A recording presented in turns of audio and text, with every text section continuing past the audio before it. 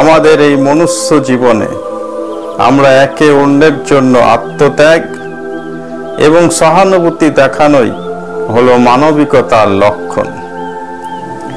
একদিন মাদার তেরেজা তিনি কলকাতার রাস্তায় হাঁটছিলেন। হঠাৎ তিনি একটি অসুস্থ ব্যক্তিকে দেখতে পেলেন, যিনি রাস্তার পাশে পরিত্যক্ত অবস্থায় শুয়েছিলেন। তার শরীরের উপরে অনেক ক্ষত ছিল এবং সেগুলি ছিল প্রচন্ড যন্ত্রণাদায়ক। মানুষেরা যখন রাস্তা দিয়ে হাঁটছিল, পথযাত্রীরা তারা অসুস্থ ব্যক্তি দেখছেন আর পাশ কাটিয়ে চলে যাচ্ছে। তার কারণ তার ক্ষত থেকে একটি অস্বস্তিকর গন্ধ বেরিয়ে আসছিল, আর সেই কারণে অনেকেই তাকে এড়িয়ে চলে যাচ্ছিলেন। তো মাদার তেরেজা যখন এটি দেখলেন, তিনি দ্বিধাবোধ না করে সেই রোগীটির কাছে আসলেন, তাকে আলতো করে তুলে নিলেন এবং তাকে আশ্রমে নিয়ে গেলেন।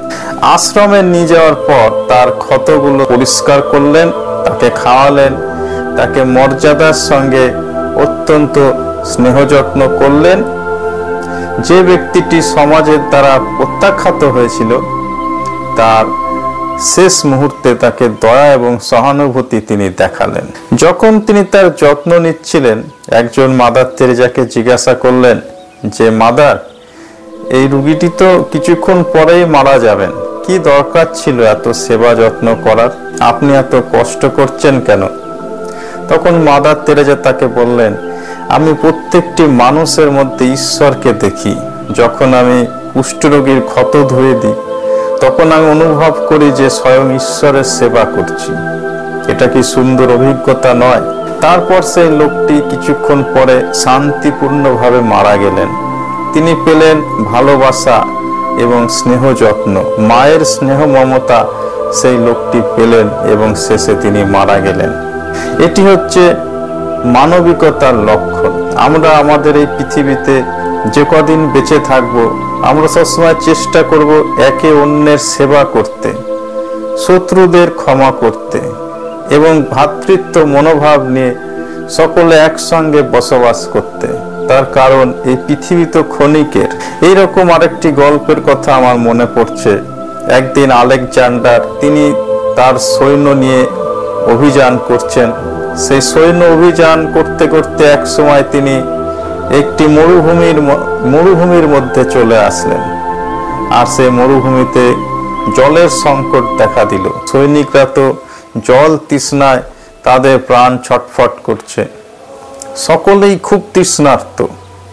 এমন সময় হঠাৎ করে ৩-৪ জন সৈনিক তারা পানীয় জলের সন্ধান পেলেন, আর যেহেতু তাদের সঙ্গে আলেকজান্ডারও ছিল, তো তাদের প্রথম ডিউটি ছিল, কর্তব্য, যে সেই জল আলেকজান্ডারের কাছে নিয়ে যাওয়া, যেন তাদের নেতা জলতৃষ্ণায় না মারা যান। তো সেই সৈন্যরা একটি হেলমেটের মধ্যে করে পানীয় জল নিয়ে আসলেন। আলেকজান্ডার বুঝতে পারলেন যে এতে যতটা জল রয়েছে, এই জল সমস্ত সৈনিকদের মধ্যে যারা সেখানে উপস্থিত ছিল সবার জন্য যথেষ্ট নয়। এটি যখন তিনি বুঝতে পারলেন, হেলমেটটি উবুড় করে সেই জল মাটিতে ফেলে দিলেন। তখন সৈনিকরা এটি দেখলেন এবং বুঝতে পারলেন যে আলেকজান্ডার একা নিজের স্বার্থের জন্য তার তৃষ্ণা নিবারণ করলেন না। যদি তৃষ্ণার্ত হয়েই থাকে, আলেকজান্ডার ভাবলেন আমরা সবাই একসাথে তৃষ্ণার্ত হয়ে থাকব। এটি ছিল তার মূল লক্ষ্য।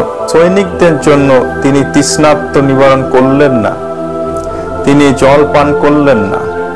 এটি তার সেনাদের মনোবল বাড়িয়ে দিয়েছিল এবং তাদের সেনা অভিযানের সময় তাদের আরো দৃঢ় সংকল্প এবং শক্তিশালী হওয়ার উদ্যমতা প্রদান করেছিল, তাদের উৎসাহ দান করেছিল।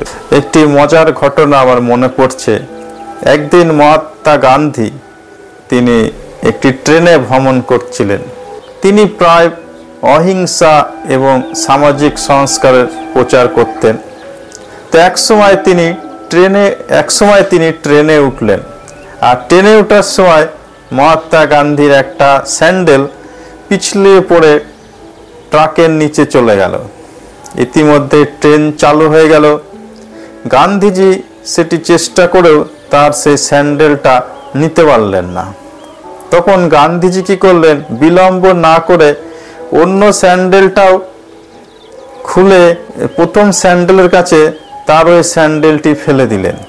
যখন গান্ধীজির সঙ্গীরা দেখলেন, তারা বিস্মিত হয়ে জিজ্ঞাসা করলেন যে কেন তিনি আরেকটি স্যান্ডেলও ওই প্রথম স্যান্ডেলের কাছে ফেলে দিলেন।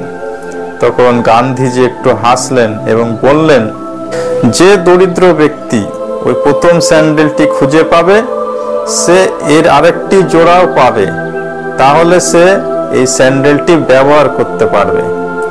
আর যদি একটাই পড়ে থাকে, এটা আমার কাজেও লাগবে না, আবার যে ওই স্যান্ডেলটি খুঁজে পাবে তারও কাজে লাগবে না।